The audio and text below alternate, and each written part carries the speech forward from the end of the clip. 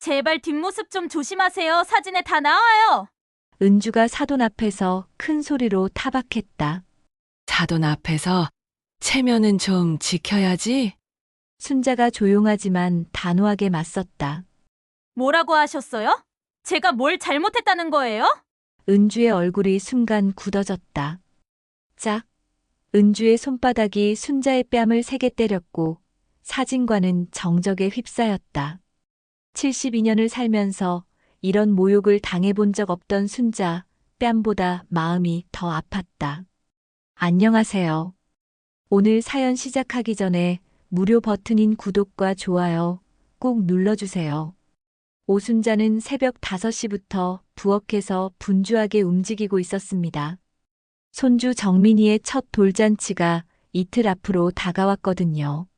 72세의 나이에도 여전히 손놀림이 빠른 순자는 김치부터 잡채, 전까지 하나하나 정성스럽게 준비하고 있었어요. 평생을 전업주부로 살아온 순자에게 이런 큰 행사를 준비하는 것은 익숙한 일이었지만 요즘에는 예전만큼 체력이 따라주지 않았습니다. 며느리 이은주에게는 엄마가 다 해줄게라고 했지만 실제로는 은주가 맡기고 싶어 해서 어쩔 수 없이 떠맡게 된 일이었어요. 38살의 은주는 억척스럽고 자존심이 강한 성격이라 집안일보다는 바깥일에 더 관심이 많았습니다. 엄마, 이번에 사돈댁에 제대로 보여야 해요. 김치 냄새 너무 새면 창피해요. 은주가 아침 일찍부터 잔소리를 시작했어요. 순자는 속으로 한숨을 쉬었지만 겉으로는 아무렇지 않은 척했습니다. 요즘 며느리들은 모두 이런 식인지 궁금했거든요. 알았어, 은주야. 양념도 조금 덜하고 냄새 안 나게 할게. 순자는 고개를 끄덕이며 대답했지만 마음이 편하지 않았어요. 자신이 젊은 시절에는 시어머니 앞에서 이런 식으로 말했다가는 큰일 날 일이었습니다. 하지만 시대가 바뀌었고 가정 평화를 위해서는 참는 것이 최선이라고 생각했어요.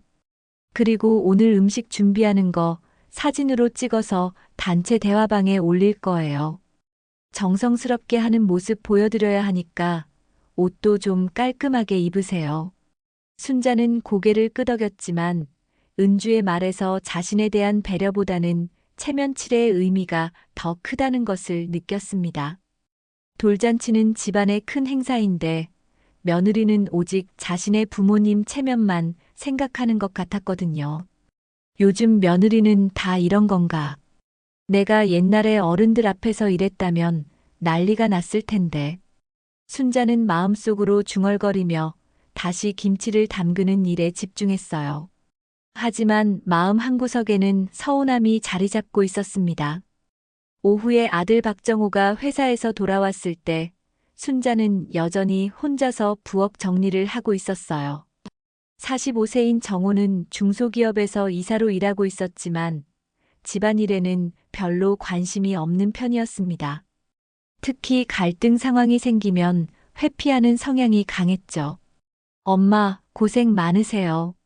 내일 잔치 준비 다 됐어요? 응, 거의 다 했어. 너는 회사 일만 신경 써. 은주는 뭐 하고 있어요? 친구들이랑 만나러 갔어. 스트레스 받는다고 하더라. 정호는 아무 말 없이 거실로 들어갔어요. 순자는 그런 아들을 보며 복잡한 심경이었습니다.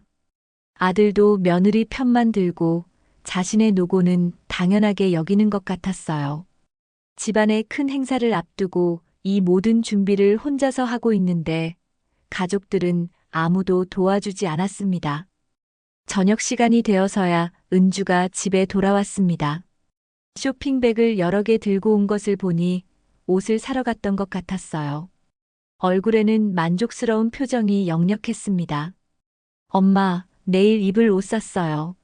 사돈댁에서 보실 텐데 너무 초라하면 안 되잖아요. 그래, 잘했어. 예쁘게 입어야지. 엄마도 내일 뭐 입으실 거예요? 혹시 옛날 한복 같은 거 입으시려는 건 아니죠? 순자는 잠시 말문이 막혔어요. 자신이 준비해둔 것은 정말 예전에 맞춘 한복이었거든요. 돌잔치 같은 큰 행사에는 한복을 입는 것이 예의라고 생각했는데 며느리는 그것조차 못마땅해 하는 것 같았습니다. 왜? 한복 입으면 안 돼? 아니에요. 그런 건 아닌데. 요즘은 다들 정장 입어요. 한복은 좀 촌스러워 보일 수도 있고요. 순자는 더 이상 말하지 않았어요. 하지만 마음속으로는 서운함이 계속 쌓여가고 있었습니다. 자신의 모든 것이 며느리에게는 부족하고 창피한 것으로 여겨지는 것 같았거든요. 그날 밤 순자는 잠들기 전에 손주 정민이의 사진을 들여다보았어요. 귀여운 아기의 모습을 보니 마음이 조금 따뜻해졌습니다. 이 모든 수고도 손주를 위한 일이라고 생각하니 기분이 나아졌어요. 하지만 동시에 복잡한 감정이 들었습니다. 과연 이렇게 자신을 희생하면서까지 가족의 평화를 지키는 것이 옳은 일인지 의문이 들기 시작했어요. 며느리의 말과 행동에서 자신에 대한 존중을 찾기 어려웠거든요. 참아야 가족이죠. 참아야 평화롭게 지낼 수 있어. 순자는 속으로 되뇌며 마음을 달랬어요. 하지만 이런 날들이 계속된다면 과연 언제까지 참을 수 있을지 확신이 서지 않았습니다. 소박하고 참을성 많은 성격이지만 체면을 중시하는 세대로 자라온 순자에게는 며느리의 태도가 점점 더 견디기 어려워지고 있었어요. 다음 날 아침 순자는 더욱 일찍 일어나서 마지막 준비를 시작했어요. 음식을 예쁘게 담고 상을 정성스럽게 차렸습니다. 손주를 위한 일이라면 어떤 수고도 아깝지 않다는 마음으로 최선을 다했어요. 하지만 가족들의 무관심과 며느리의 차가운 태도는 순자의 마음에 상처를 남기고 있었습니다. 앞으로 어떤 일이 벌어질지 모르지만 순자는 여전히 가족을 위해 참고 견디려 노력하고 있었어요. 돌잔치 전날 저녁, 순자는 마지막 음식 준비를 마치고 잠시 마당에 나와 바람을 쐬고 있었습니다. 하루 종일 부엌에서 일한 탓에 온몸이 뻐근했지만 내일 손주의 돌잔치를 생각하니 마음이 뿌듯했어요. 특히 사돈인 김말숙 씨가 오신다고 하니 더욱 정성을 다해 준비했습니다. 70세인 김말숙은 조용하고 차분한 성격으로 처음 만났을 때부터 순자와 죽이 잘 맞았거든요. 그런데 마당 한쪽에서 은주의 목소리가 들려왔습니다. 휴대폰 통화를 하고 있는 것 같았어요. 순자는 별 생각 없이 집으로 들어가려다가 은주가 하는 말에 발걸음을 멈췄습니다. 엄마, 걱정 마세요. 내일 돌잔치 때 창피한 일 없을 거예요.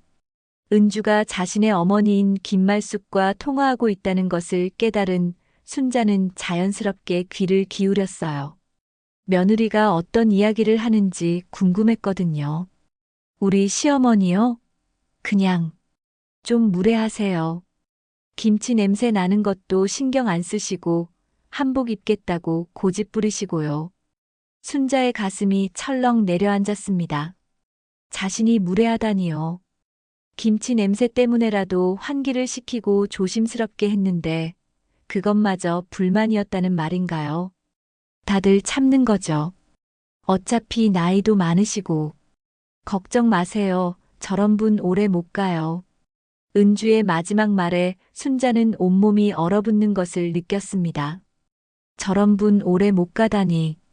자신의 며느리가 시어머니인 자신에 대해 이런 식으로 말하고 있다는 것이 믿어지지 않았어요. 그것도 사돈에게 말이죠. 순자는 조용히 집 안으로 들어갔습니다. 다리가 후들후들 떨려서 제대로 걷기도 어려웠어요. 거실 소파에 주저앉아 깊은 한숨을 내쉬었습니다. 50년 넘게 살면서 이런 모욕감을 느껴본 적이 없었거든요. 내가 그렇게 무례했나? 정말 그렇게 창피한 존재인가? 순자는 자신을 돌아보기 시작했어요. 혹시 자신이 모르는 사이에 며느리에게 상처를 준 일이 있었을까요? 하지만 아무리 생각해봐도 은주를 위해 배려하고 양보했던 기억밖에 없었습니다. 정우가 늦은 시간에 집에 들어왔을 때 순자는 여전히 거실에 앉아 있었어요. 평소 같으면 벌써 잠자리에 들 시간이었는데 오늘은 도저히 잠이 올 것 같지 않았습니다. 엄마, 왜 안 주무세요? 내일 돌잔치인데 일찍 주무셔야죠. 응, 그래야지. 그런데 정호야. 순자는 방금 들은 이야기를 아들에게 말해야 할지 고민했어요. 하지만 가정의 평화를 위해서는 참는 것이 좋겠다고 생각했습니다. 아들이 중간에서 곤란해질 것이 뻔했거든요. 아니야, 아무것도 아니야. 어서 들어가 쉬어. 정우는 별다른 의심 없이 방으로 들어갔고 순자는 혼자 남겨진 거실에서 밤을 지새웠습니다. 은주의 말이 계속 귓가에 맴돌았어요. 특히 저런 분 오래 못 가다는 말이 가슴 깊이 박혀서 떠나지 않았습니다. 다음 날 아침 순자는 일찍 일어나 돌잔치 준비를 마저 했어요. 어젯밤의 충격으로 잠을 제대로 자지 못했지만 손주의 돌잔치만큼은 완벽하게 해내고 싶었습니다. 하지만 은주와 마주칠 때마다 어젯밤 들었던 말이 떠올라 마음이 불편했어요. 엄마, 오늘 고생 많으셨어요. 정말 음식 맛있게 하셨네요. 은주가 평소와 다름없이 말했지만 순자에게는 그 말이 가식적으로 들렸습니다. 겉으로는 고마워하는 척하면서 뒤에서는 자신을 무례하다고 말하는 며느리를 어떻게 믿을 수 있겠어요. 오전 10시쯤 손님들이 하나둘 도착하기 시작했습니다. 친척들과 정호의 직장 동료들, 그리고 이웃들까지 생각보다 많은 사람들이 왔어요. 순자는 웃는 얼굴로 손님들을 맞이했지만 마음속으로는 여전히 어젯밤의 상처가 아물지 않고 있었습니다. 11시쯤 드디어 사돈인 김말숙과 사돈 영감이 도착했어요. 김말숙은 예의 바른 미소를 지으며 순자에게 인사했습니다. 사돈, 음식 준비하시느라 고생 많으셨어요. 정말 정성스럽게 해주셨네요. 별 말씀을요. 우리 정민이 돌잔치인데 이 정도야 해야죠. 순자는 평소처럼 웃으며 대답했지만 김말숙의 눈을 똑바로 보기가 어려웠어요. 어젯밤 은주가 김말숙에게 자신에 대해 어떤 말을 했는지 알고 있었거든요. 혹시 김말숙도 자신을 무례한 사람이라고 생각하고 있을까요? 하지만 김말숙의 태도는 평소와 다르지 않았습니다. 오히려 더욱 따뜻하게 대해주는 것 같았어요. 순자는 조금 안도했지만 여전히 마음이 편하지 않았습니다. 점심시간이 되자 본격적으로 잔치가 시작되었어요. 아기 정민이는 한복을 곱게 차려입고 앉아 있었고 모든 손님들이 귀여워하며 사진을 찍었습니다. 순자도 손주의 예쁜 모습을 보며 잠시나마 기분이 좋아졌어요. 그런데 식사 도중에 한 친척이 순자에게 말했습니다. 순자야, 정말 음식 솜씨가 예술이야. 특히 이 김치 맛이 일품이네. 순자는 고맙다고 인사했지만 은주의 표정을 슬금슬금 살펴보았어요. 혹시 김치 냄새 때문에 불쾌해하지는 않을까 걱정되었거든요. 다행히 은주는 별다른 반응을 보이지 않았지만 순자는 여전히 신경이 쓰였습니다. 오후가 되자 본격적인 돌 행사가 시작되었어요. 아기가 붓을 집자 모든 사람들이 박수를 치며 공부 잘할 아이라고 축하해 주었어요. 순자는 손주의 밝은 미래를 기원하며 마음속으로 기도했습니다. 하지만 한편으로는 자신과 며느리 사이의 갈등이 이 아이에게 영향을 주지 않을까 걱정되기도 했어요. 저녁이 되어 손님들이 하나둘 돌아가기 시작했을 때 순자는 김말숙과 잠시 둘만의 시간을 가졌습니다. 김말숙은 순자의 손을 잡으며 말했어요. 사돈, 정말 고생 많으셨어요. 덕분에 우리 외손주 돌잔치 잘 치렀네요. 순자는 김말숙의 따뜻한 말에 감동받았지만 동시에 복잡한 심경이었습니다. 어젯밤 은주가 김말숙에게 한 말을 생각하면 이런 친절이 진심인지 의심스러웠거든요. 그날 밤 모든 손님들이 돌아가고 집안 정리를 마친 후 순자는 혼자 앉아 하루를 돌아보았습니다. 겉으로는 성공적인 돌잔치였지만 마음속으로는 깊은 상처를 안고 있었어요. 은주의 말이 계속 머릿속에서 맴돌았습니다. 저런 분 오래 못 가다니. 과연 자신은 가족들에게 짐이 되는 존재일까요? 그렇다면 앞으로 어떻게 살아가야 할까요? 순자는 그날 밤 깊은 고민에 빠졌습니다. 이제까지 가족을 위해 모든 것을 참고 견뎌왔지만 과연 그것이 옳은 일이었을까요? 며느리에게는 자신이 그저 무례하고 창피한 존재에 불과한 것일까요? 돌잔치가 끝나고 며칠이 지난 후 순자는 여전히 은주가 사돈에게 했던 말에서 벗어나지 못하고 있었습니다. 평소보다 말수도 줄어들었고 집안일을 할 때도 예전만큼 활기가 없었어요. 정호는 그런 어머니의 변화를 눈치채지 못했지만 은주는 뭔가 달라진 것을 느끼고 있었습니다. 엄마, 요즘 왜 이렇게 조용하세요? 몸이 안 좋으신가요? 은주가 물었지만 순자는 대답하지 않았어요.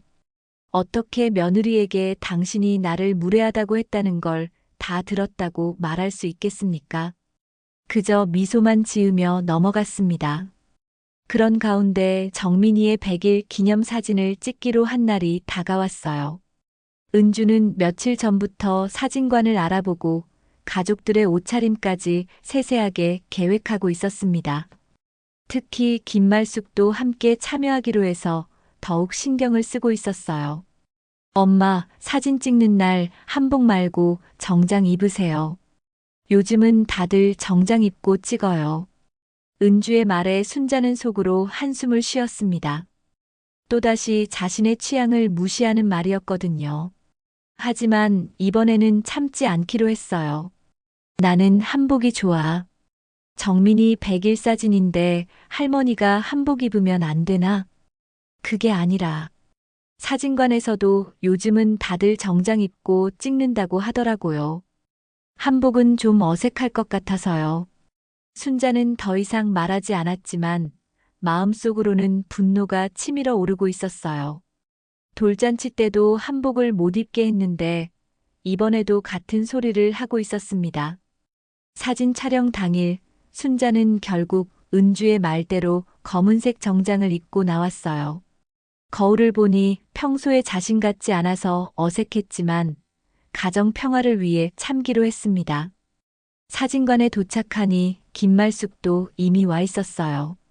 김말숙은 고급스러운 한복을 곱게 차려입고 있었습니다. 순자는 그 모습을 보며 자신도 한복을 입고 싶었다는 생각이 더욱 간절해졌어요. 어머, 사돈은 정장을 입으셨네요. 저는 한복이 좋아서 입고 왔어요. 김말숙의 말에 순자는 어색하게 웃었습니다. 자신도 한복을 입고 싶었지만 며느리의 반대로 못 입었다는 말을 할 수도 없었거든요. 사진 촬영이 시작되자 사진사가 자리를 잡아주었어요. 가족 모두가 함께 찍는 사진부터 시작해서 여러 가지 구도로 촬영이 진행되었습니다. 정민이는 예쁜 옷을 입고 카메라를 보며 방긋 웃어서 모든 사람들을 흐뭇하게 만들었어요. 그런데 단체 사진을 찍을 때 문제가 생겼습니다. 순자가 뒤쪽에 서 있으려 하자 은주가 큰 소리로 말했어요. 제발 뒷모습 좀 조심하세요.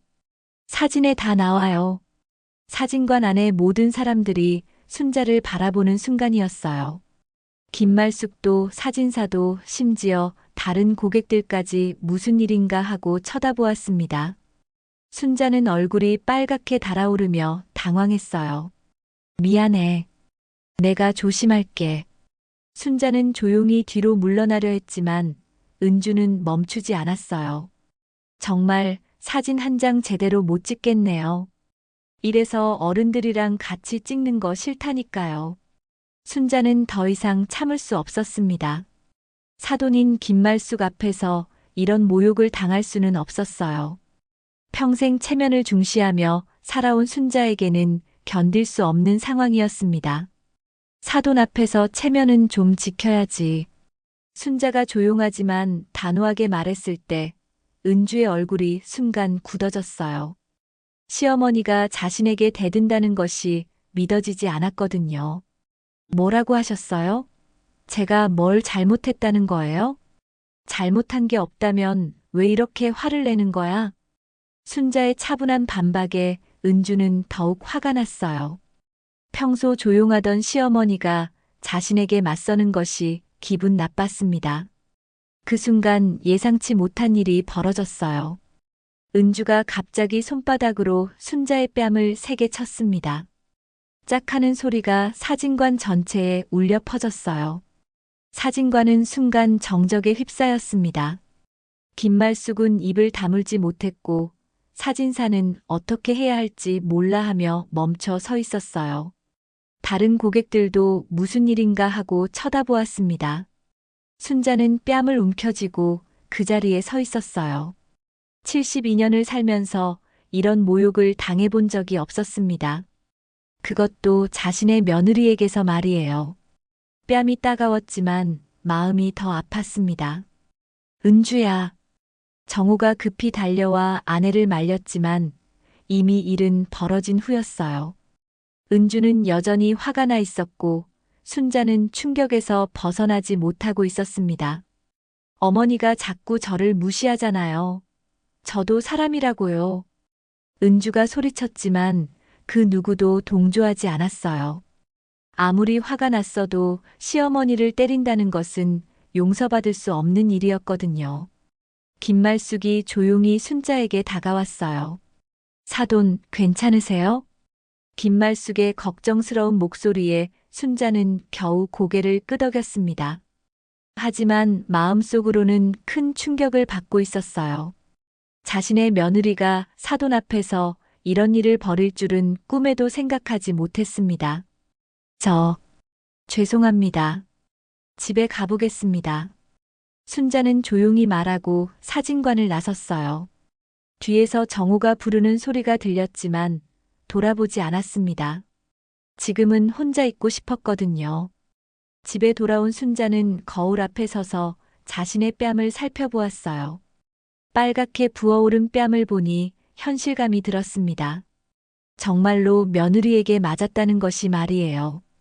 그날 밤 순자는 잠들지 못하고 깊은 생각에 빠졌습니다. 이제까지 참고 또 참아왔지만 오늘의 일은 선을 넘었다고 생각했어요. 사돈 앞에서 시어머니를 때린다는 것은 상식적으로 있을 수 없는 일이었습니다. 더욱 화가 나는 것은 은주가 전혀 잘못했다고 생각하지 않는다는 점이었어요. 오히려 자신이 무시해서 그랬다고 변명하고 있었습니다. 이런 며느리와 앞으로 어떻게 같은 집에서 살아갈 수 있을까요? 순자는 서랍 깊숙이 보관해 두었던 등기 서류를 꺼내 보았어요. 아들 명의로 증여해둔 아파트와 예금 관련 서류들이었습니다. 언젠가는 아들에게 모든 것을 물려주려고 준비해둔 것들이었죠. 하지만 이제 생각이 바뀌었어요. 자신을 이렇게 모욕하는 며느리가 있는 집에 자신의 재산을 맡길 수는 없었습니다. 오늘의 일로 순자의 마음은 완전히 돌아서 버렸어요. 내 유산은 내 마음이지. 사람 구실 못한 자식한테 내 재산을 물려받을 자격이 있나. 순자는 마음속으로 중얼거리며 서류를 다시 서랍에 넣었어요. 이제 중요한 결정을 해야 할 때가 온 것 같았습니다. 사진관에서의 충격적인 사건이 있은 지 사흘이 지났지만 집안 분위기는 여전히 차갑기만 했습니다. 순자는 뺨의 부기는 가라앉았지만 마음의 상처는 더욱 깊어지고 있었어요. 은주는 그날 이후로 순자와 눈도 마주치지 않으려 했고 정호는 중간에서 어떻게 해야 할지 몰라 하며 침묵으로 일관하고 있었습니다. 엄마, 식사하세요. 은주가 상을 차려주긴 했지만 예전처럼 정성스럽지도 않았고 말투도 차가웠어요. 순자는 그런 며느리를 보며 더욱 서운한 마음이 들었습니다. 잘못한 사람은 은주인데 마치 자신이 잘못한 것처럼 행동하고 있었거든요. 정호가 회사에서 돌아온 저녁, 드디어 이 문제에 대해 대화를 나누게 되었어요. 하지만 정호의 태도는 순자가 기대했던 것과는 달랐습니다. 엄마, 은주도 스트레스가 많았나 봐요. 육아하면서 집안일까지 하느라 힘들었을 거예요. 그렇다고 시어머니를 때려도 되는 거야? 순자의 목소리에는 분노가 섞여 있었어요. 아들마저 며느리 편을 든다는 사실이 믿어지지 않았습니다. 그건 아니지만 엄마도 좀 이해해 주세요. 은주가 원래 성격이 급한 편이잖아요. 급한 성격이라고 해서 사돈 앞에서 시어머니를 때려도 되는 거냐? 정호는 더 이상 대답하지 못했어요. 어머니의 말이 틀린 것은 아니었지만 그렇다고 아내를 무조건 나무랄 수도 없는 상황이었거든요. 갈등을 회피하려는 정호의 성격상 이런 상황은 가장 어려운 일이었습니다. 며칠 후 순자는 중요한 결정을 내렸어요. 법무법인에 전화를 걸어 상담 약속을 잡았습니다. 이제까지 아들을 위해 준비해둔 증여 계획을 모두 취소하기로 한 것이었어요. 변호사님, 제가 아들 명의로 증여 예정이었던 부동산과 예금을 다시 제 명의로 되돌리고 싶어요. 그러시려면 기존 증여 계약을 철회하고 새로운 서류를 작성해야 합니다. 혹시 특별한 이유가 있으신가요? 순자는 사진관에서 있었던 일과 며느리의 태도에 대해 자세히 설명했어요. 변호사는 고개를 끄덕이며 순자의 마음을 이해한다고 했습니다. 어머님 재산이니까 어머님 마음대로 하실 수 있습니다. 다만 가족들에게 미리 알려드리는 게 좋을까요? 아니요. 일단 서류부터 정리하고 나서 통보하겠어요. 순자는 단호하게 말했어요. 이번에는 정말로 마음을 굳게 먹었거든요. 일주일 후 정호와 은주에게 법무법인을 통해 공식 문서가 도착했습니다. 내용은 기존 증여계약 철회 및 유산 재배정 통지였어요. 은주가 문서를 받아보고는 얼굴이 창백해졌습니다. 이게 뭐예요? 아파트 명의가 왜 다시 어머니로 바뀐 건데요? 은주가 소리치며 정호에게 문서를 던졌어요. 정호도 문서를 보고는 당황했습니다. 어머니가 이런 극단적인 결정을 내릴 줄은 몰랐거든요. 엄마, 이게 무슨 일이에요? 왜 갑자기 이런 결정을 하신 거예요? 정호가 순자에게 물었지만 순자는 차분하게 대답했어요. 내 재산은 내 마음대로 하는 거야. 더 이상 설명할 필요 없어. 어머니도 너무하시네요. 사진관에서 그런 일이 있었다고 해서 이렇게까지 하실 건 아니잖아요. 은주가 화를 내며 소리쳤지만 순자는 흔들리지 않았어요. 오히려 더욱 확신이 들었습니다. 너무하는 건 누구야? 사돈 앞에서 시어머니를 때린 사람이 너무하는 거 아냐? 그건 제가 순간 화가 나서 그런 거예요. 진짜 죄송해요. 은주가 처음으로 사과했지만 순자는 받아들이지 않았어요. 너무 늦은 사과였거든요. 사과한다고 해서 다 해결되는 거 아니야.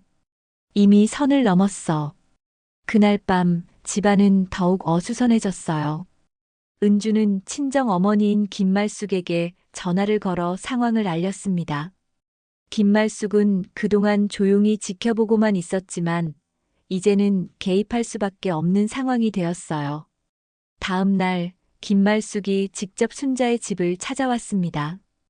평소 조용하고 차분한 성격의 김말숙이었지만 오늘은 심각한 표정이었어요.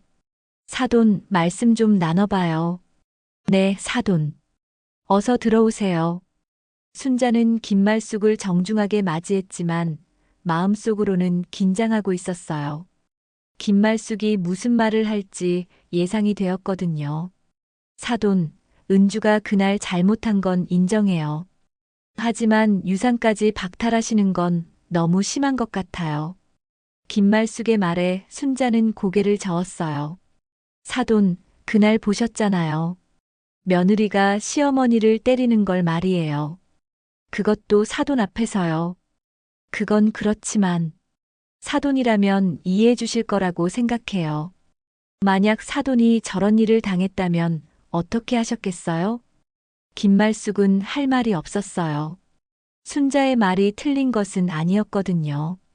며느리가 시어머니를 때린다는 것은 어떤 이유로도 정당화될 수 없는 일이었습니다.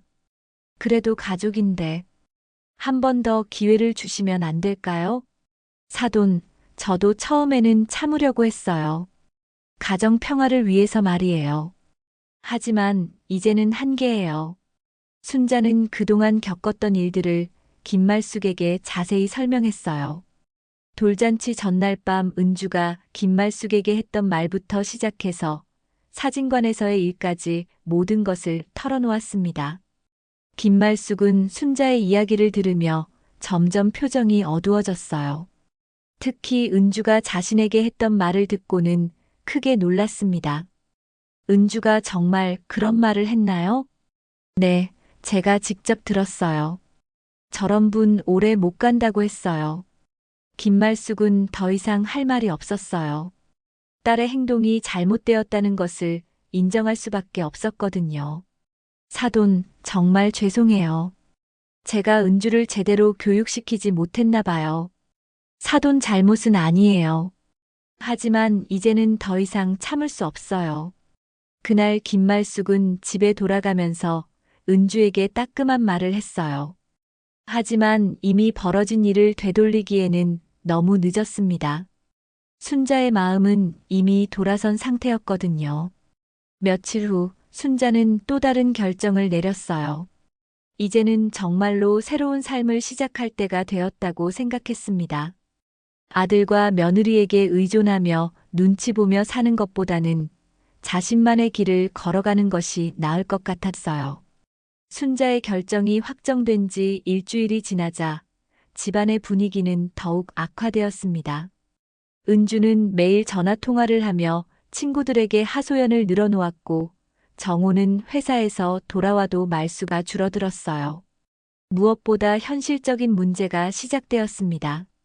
아파트 명의가 다시 순자로 바뀌면서 전세 대출 연장에 문제가 생긴 것이었죠. 어머니, 은행에서 연락 왔는데 대출 연장이 안 된대요. 명의자가 바뀌어서 새로 심사를 받아야 한다고 해요. 정우가 걱정스러운 얼굴로 순자에게 말했지만 순자는 별다른 반응을 보이지 않았어요. 그럼 새로 심사받으면 되잖아. 문제는 제 소득으로는 대출 한도가 부족해요. 어머니 명의로 되어 있어야 가능한데. 순자는 아들의 말을 들으며 씁쓸한 웃음을 지었어요. 결국 자신의 재산과 신용이 필요할 때만 찾는다는 생각이 들었거든요. 내가 보증을 서달라는 거야? 그런 게 아니라 어머니께서 명의를 다시 넘겨주시면 그 얘기는 그만해. 내 결정은 바뀌지 않아. 순자의 단호한 말에 정호는 더 이상 말하지 못했어요. 하지만 은주는 참지 못했습니다. 어머니는 정말 너무하세요. 손주도 있는데 이렇게 하시면 우리가 어떻게 살라는 거예요? 그건 너희가 알아서 할 일이야. 내가 왜 신경 써야 해? 순자의 차가운 대답에 은주는 더욱 화가 났어요. 평소 순종적이던 시어머니가 이렇게 나오니 당황스럽기도 했습니다. 정말 원망스럽네요. 그렇게 며느리가 미워요? 미운 게 아니라 실망스러워. 내가 뭘 잘못했는지 한 번이라도 생각해 봤어? 은주는 할 말이 없었어요. 사진관에서의 일이 잘못되었다는 것은 알고 있었지만 그렇다고 이렇게까지 할 일인가 싶었거든요. 며칠 후 더 큰 문제가 생겼습니다. 은행에서 대출 만기가 다가온다며 연장 불가 통보를 해온 것이었어요. 정호의 소득과 신용만으로는 현재 아파트를 유지할 수 없다는 판정이 내려진 것입니다. 엄마, 정말 큰일 났어요. 이러면 집을 팔아야 해요. 정호가 절망적인 표정으로 말했지만 순자는 여전히 냉정했어요. 집을 팔면 되잖아. 너희 형편에 맞는 곳으로 이사 가면 돼. 어머니, 정민이까지 생각해 주세요. 은주가 소리쳤지만 순자는 흔들리지 않았어요. 정민이야 어디서든 잘 클 거야. 부모가 잘해주면 되는 거지. 그날 밤 은주는 친정 어머니인 김말숙에게 다시 전화를 걸었어요.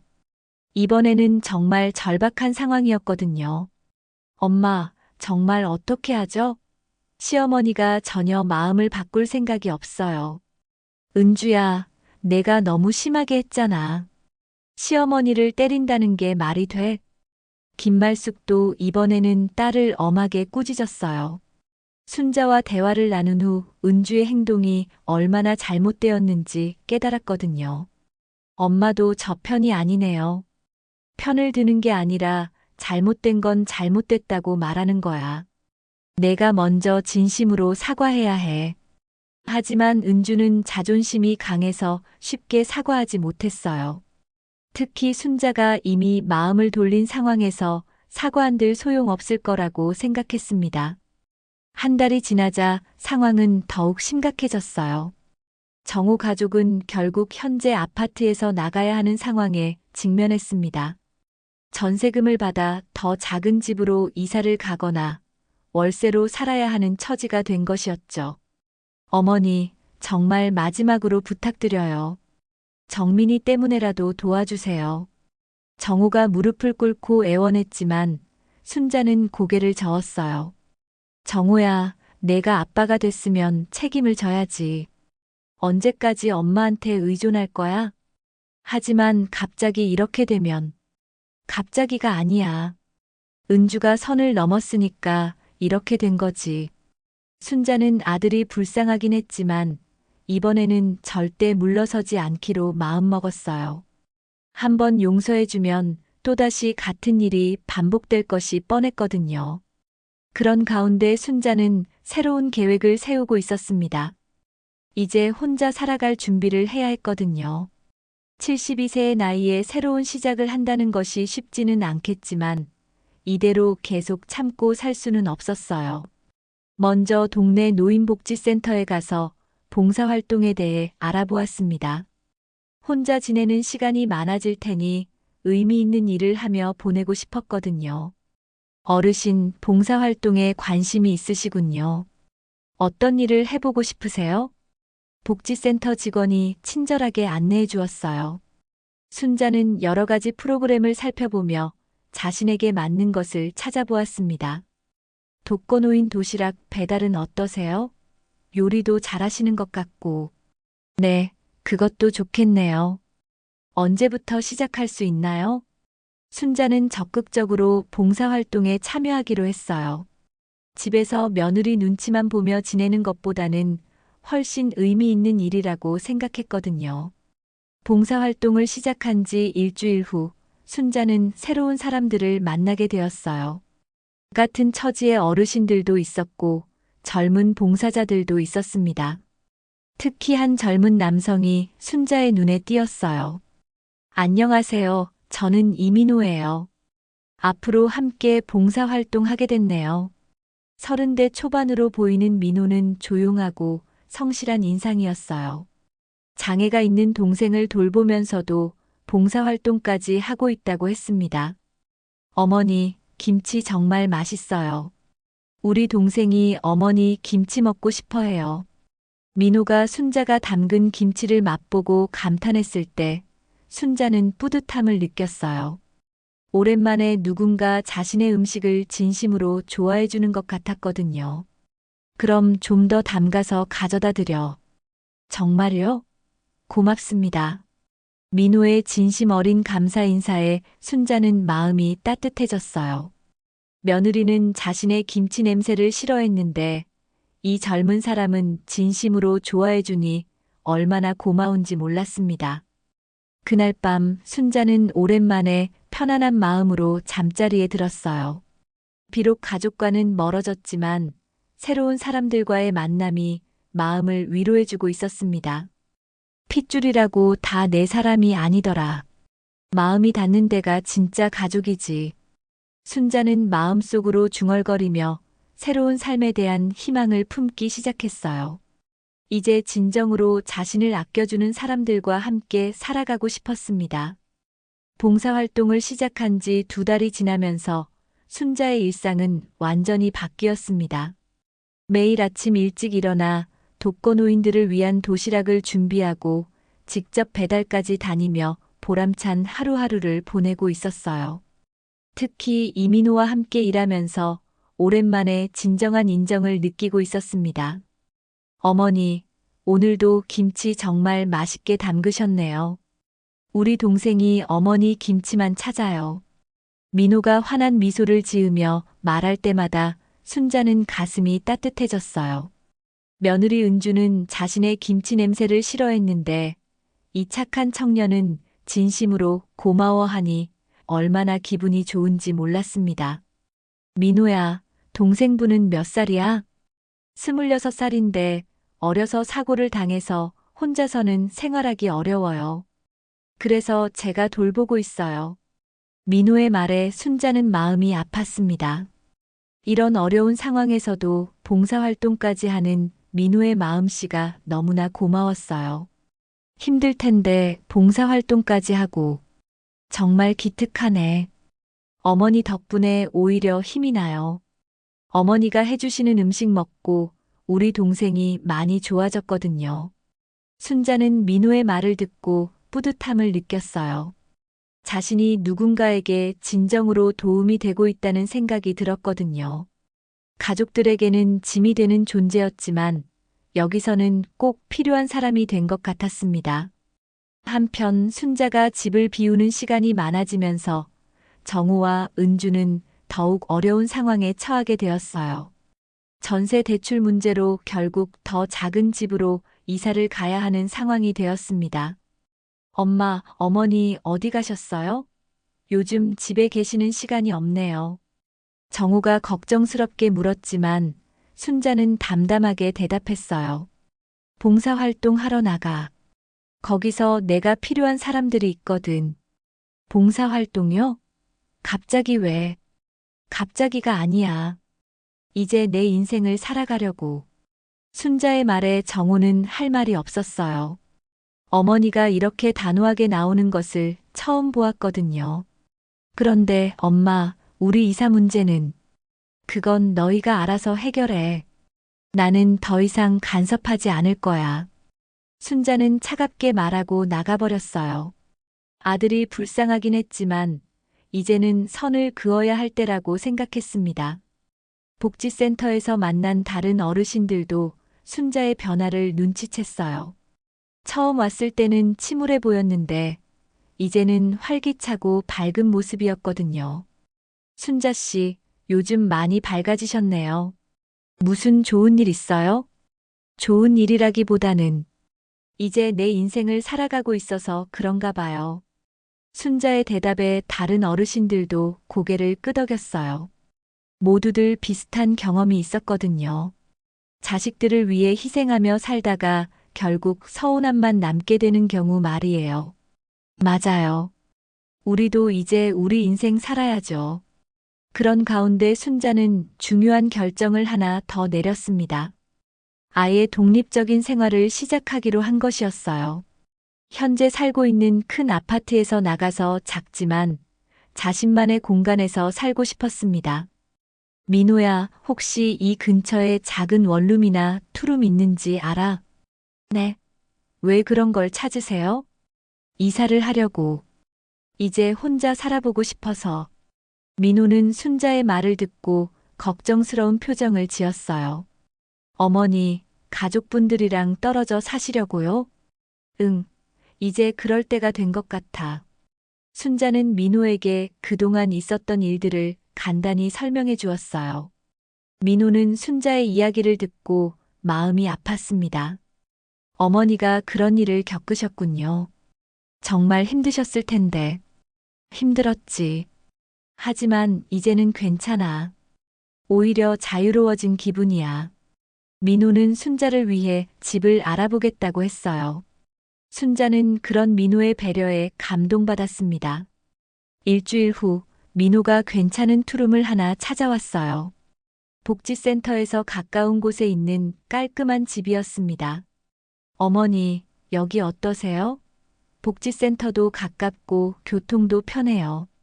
순자는 집을 둘러보며 만족스러워했어요.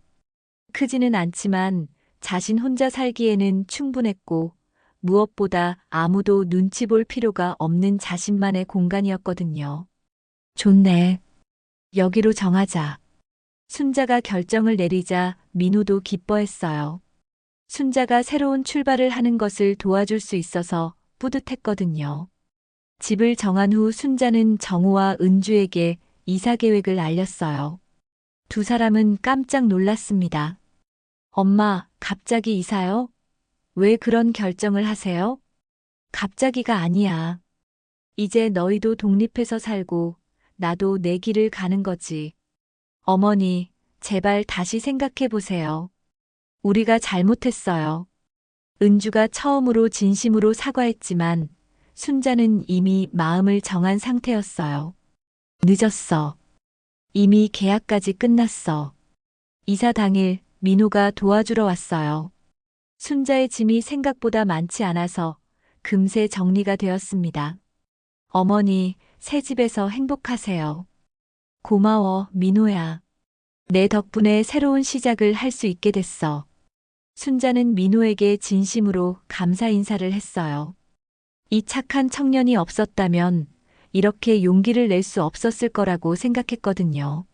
새 집에서의 첫날 밤 순자는 오랜만에 편안한 마음으로 잠자리에 들었어요. 비록 혼자이지만 누구 눈치 볼 필요 없는 자유로움이 좋았습니다. 그런데 며칠 후 예상치 못한 일이 벌어졌어요. 정우와 은주가 전세 대출 문제로 결국 큰 어려움에 처하게 된 것입니다. 은행에서 대출 연장을 거부하면서 집을 팔아야 하는 상황이 온 것이었어요. 어머니, 정말 마지막으로 도와주세요. 이러면 정민이까지 힘들어져요. 정우가 순자의 새 집까지 찾아와 애원했지만 순자는 흔들리지 않았어요. 정우야, 이제 그만해. 내가 책임져야 할 일이야. 하지만 어머니, 사람은 말보다 행동이야. 은주가 그동안 어떻게 했는지 생각해봐.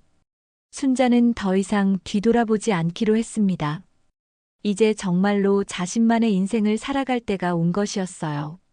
순자가 새 집으로 이사한 지 한 달이 지나자 정우와 은주의 상황은 점점 더 절망적이 되어갔습니다.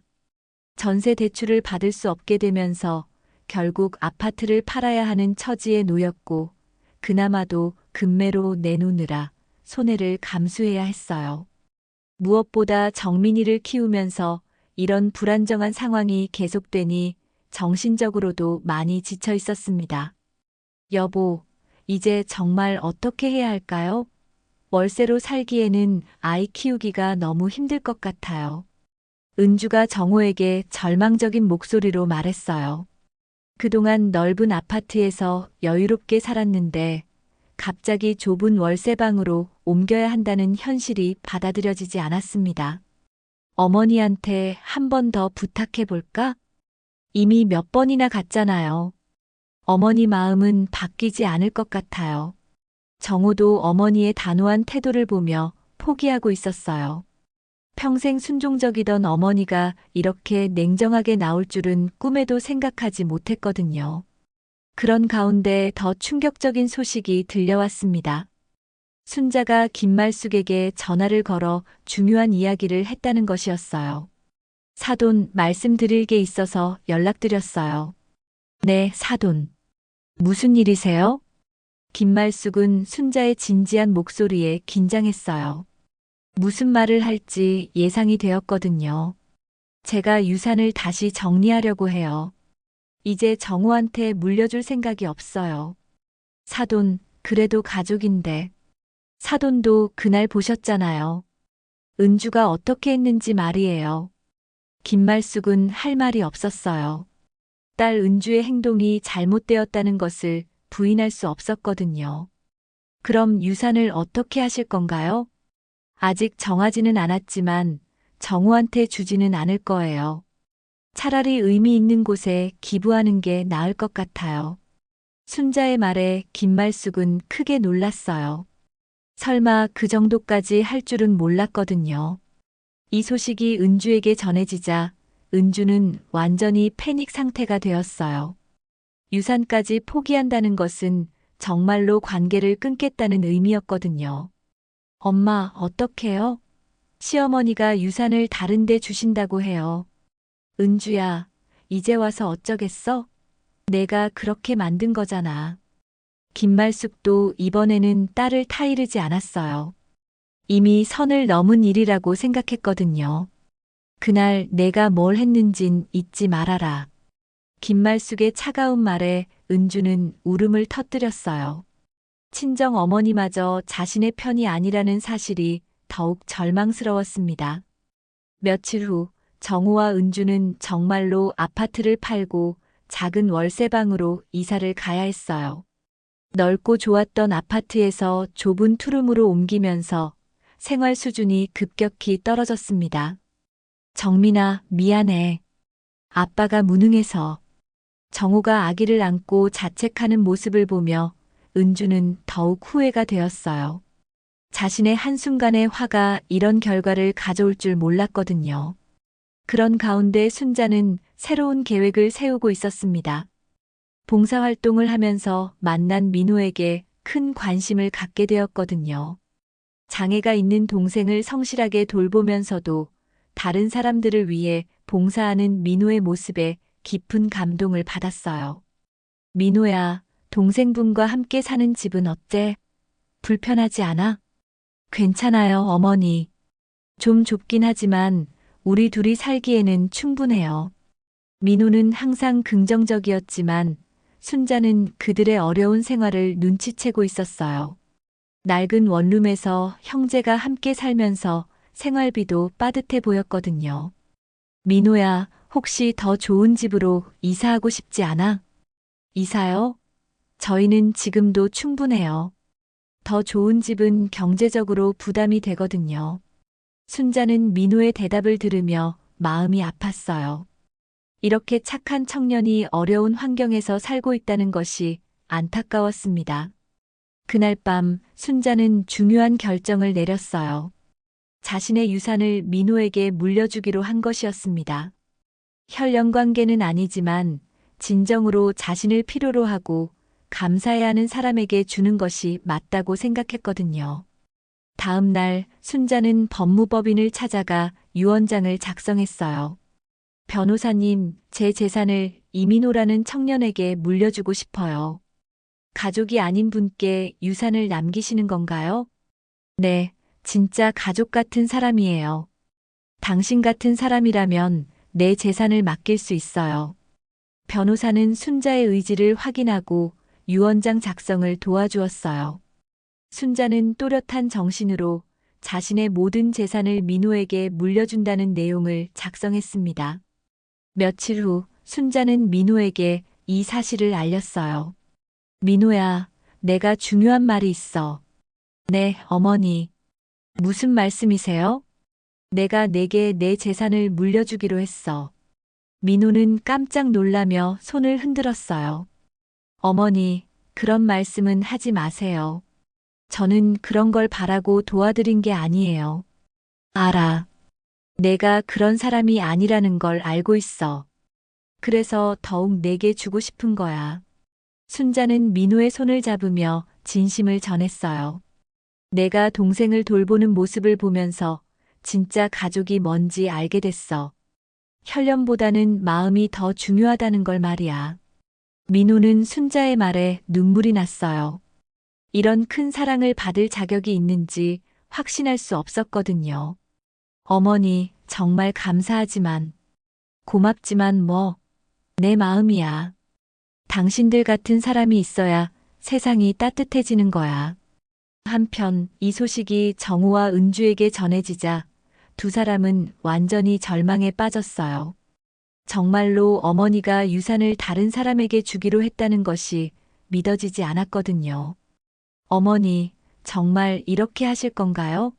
정민이도 있는데. 정우가 마지막으로 찾아와 애원했지만 순자는 흔들리지 않았어요. 정민이는 부모가 잘 키우면 돼. 유산이 있어야만 키울 수 있는 건 아니야. 하지만 더 이상 말하지 마. 내 결정은 바뀌지 않아. 순자의 단호한 말에 정우는 더 이상 할 말이 없었어요. 어머니의 마음이 완전히 돌아섰다는 것을 깨달았거든요. 그날 밤 은주는 김말숙 앞에서 눈물을 쏟으며 분노를 터뜨렸어요. 결국 어머니가 다 가져가셨어요. 저를 사돈 앞에서 망신 줬다고. 하지만 김말숙은 조용히 대답했어요. 그날 내가 뭘 했는진 잊지 말아라. 시어머니를 때린 건 너야. 김말숙의 차가운 말에 은주는 더 이상 할 말이 없었어요. 모든 것이 자신이 만든 결과라는 것을 부인할 수 없었거든요. 순자가 유언장을 작성한 지 1년이 지났습니다. 그동안 많은 변화가 있었어요. 민호는 순자의 도움으로 장애가 있는 동생과 함께 더 나은 환경에서 살 수 있게 되었고, 순자는 그들과 함께하며 진정한 가족의 의미를 찾아가고 있었습니다. 반면 정우와 은주는 여전히 좁은 월세방에서 어려운 생활을 이어가고 있었어요. 어머니, 오늘도 김치 정말 맛있어요. 우리 민수가 어머니 김치 없으면 밥을 안 먹으려고 해요. 민호가 환한 미소를 지으며 말했을 때 순자는 가슴이 따뜻해졌어요. 민호의 동생 민수는 정신적 장애가 있었지만 순자를 진심으로 따르고 있었습니다. 민수야, 할머니 김치 맛있어? 순자가 물으니 민수가 고개를 끄덕이며 환하게 웃었어요. 말은 어눌했지만 순자에 대한 애정만큼은 진심이었습니다. 할머니, 고마워요. 민수의 순수한 감사 인사에 순자는 눈물이 날 것 같았어요. 이런 진심 어린 고마움을 받아본 게 언제였던가 싶었거든요. 그런 가운데 순자는 마지막 결정을 내렸습니다. 생전 증여를 통해 자신의 모든 재산을 민호에게 넘겨주기로 한 것이었어요. 유언장으로만 남겨두기보다는 살아있을 때 직접 전해주고 싶었거든요. 민호야, 내가 마지막으로 부탁할 게 있어. 네, 어머니. 무엇이든 말씀하세요. 내 모든 재산을 내게 넘겨주려고 해. 너 같은 아이라면 내 집 맡길 수 있어. 민호는 또다시 깜짝 놀라며 손사래를 쳤어요. 어머니, 정말 그러시면 안 돼요. 저희는 지금도 충분히 행복해요. 민호야, 내 말 좀 들어봐. 이건 내가 내게 주는 선물이 아니라 내가 나에게 준 선물에 대한 보답이야. 순자는 민호의 손을 꽉 잡으며 진심을 전했어요. 너희들이 나를 진짜 가족으로 대해줘서 내가 다시 살 수 있게 됐어. 그 고마움을 어떻게 갚겠어? 민호는 순자의 진심을 알고 더 이상 거절하지 않았어요. 대신 더욱 책임감을 갖고 순자를 모시겠다고 다짐했습니다. 며칠 후 법무법인에서 생전증여 절차가 완료되었어요. 순자의 아파트와 예금 모두가 민호 명의로 이전된 것입니다. 하지만 순자는 여전히 그 집에서 민호 형제와 함께 살기로 했어요. 어머니, 이 집은 어머니 집이에요. 저희가 어머니를 모시는 거죠. 민호의 말에 순자는 고개를 저었어요. 아니야, 이제 내 집이야. 대신 할머니도 함께 살게 해줄 수 있어? 당연하죠.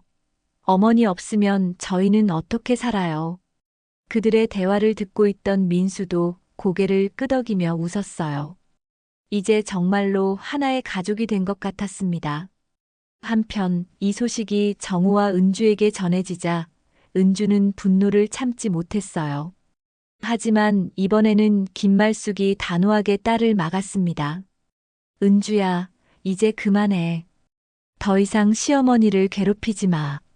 엄마, 그래도 제가 며느리인데. 며느리면 며느리답게 했어야지.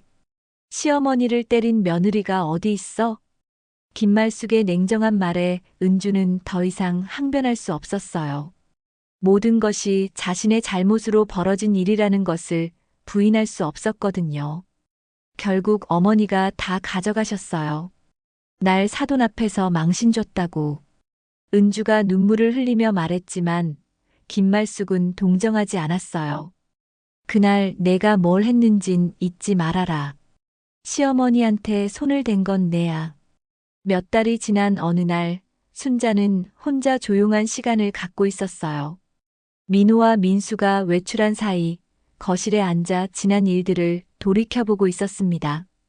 사진첩을 꺼내 하나하나 넘겨보니 손주 정민이의 돌잔치 사진이 나왔어요. 그 사진 속에는 웃고 있는 정민이와 함께 순자의 모습도 있었습니다. 그때만 해도 모든 것이 평화로워 보였는데 그 뒤에 이런 일들이 벌어질 줄은 몰랐어요. 그 아이는 잘 자라고 있겠지. 그래도 내가 내 삶은 지켰다.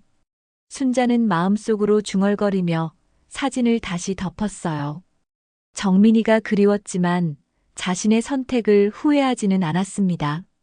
그때 현관문이 열리며 민호와 민수가 들어왔어요.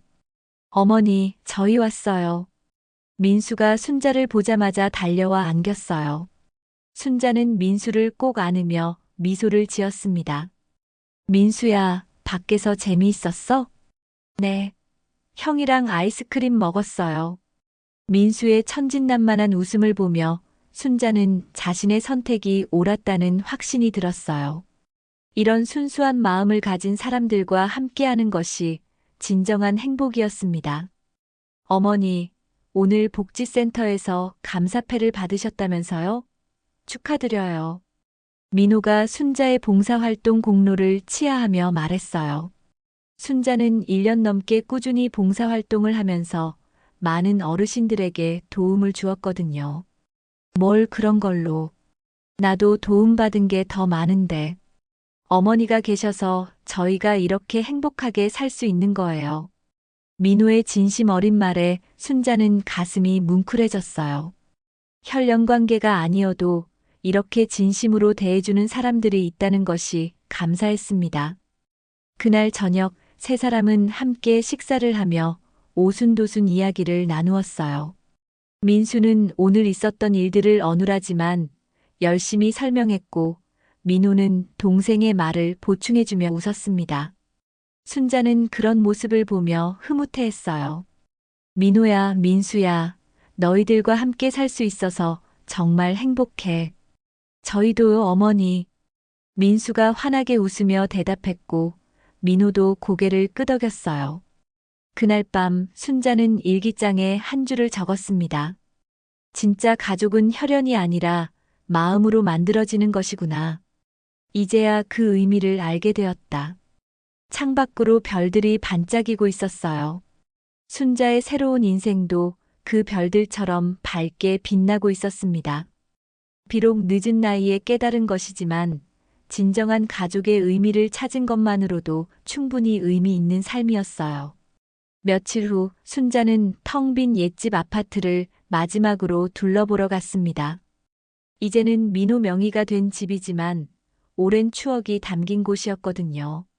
거실에 혼자 앉아 지난 시절을 돌이켜보니 감회가 새로웠어요. 정호와 은주가 살았던 흔적들이 아직 남아있었지만 이제는 서운함보다는 평온함이 더 컸습니다. 자신의 인생을 되찾았다는 만족감이 모든 아픔을 덮고 있었거든요. 내가 내 삶을 지켰구나. 순자는 마음속으로 중얼거리며 자리에서 일어났어요. 이제 새로운 가족이 기다리고 있는 집으로 돌아갈 시간이었습니다. 진정으로 자신을 필요로 하고 사랑해주는 사람들이 있는 곳으로 말이에요. 집에 돌아오니 민호와 민수가 저녁 준비를 하며 기다리고 있었어요. 순자는 그들을 보며 환하게 웃었습니다. 이제 정말로 행복한 가족이 되었다는 확신이 들었거든요. 오늘 사연 재미있으셨나요? 당신의 마음에 남는 이야기. 내일 아침에도 다시 찾아옵니다. 아침극장. 구독과 좋아요로 함께 해주세요.